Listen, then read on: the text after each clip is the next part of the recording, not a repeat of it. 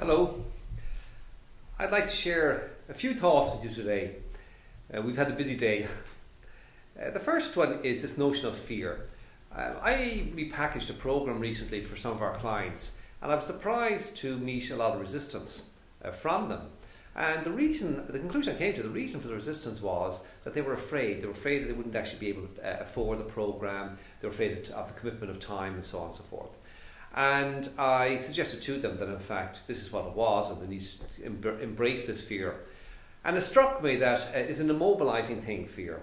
I spoke before about interpreting anxiety as excitement, and I really believe in this concept of embracing fear. I'm sure you've read the book or know of the book Feel the Fear and Do It Anyway by Susan Jeffers, but you really hit the nail on the head.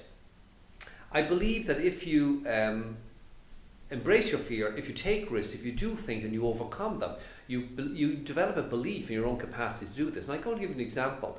When I experience tough times in business, what I do is I think about my running. So whenever things get really tough in business, I think about my running. I never stop with a run, no matter how bad things are. And I've run up and down mountains, I've blood coming out of me everywhere, and still kept going. And the reason I kept going was I remember watching a runner come in and win the marathon once on TV, I think in the Olympics. And he was asked why he didn't stop, because clearly he'd been in distress before the end of the race. And he said, I couldn't stop. And they asked why. He said, well, because if I stopped once, it would always be an option. So he developed this capacity. So I don't stop, I keep running. And I developed the same thing in my running.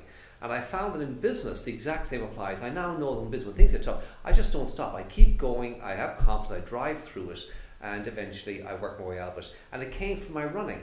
So the exact same is true of fear. That if you step through the fear, if you do what's necessary, you build confidence, you realise that when you're faced with other fearful situations that you can in fact deal with them successfully, because you've already done it before in a different situation.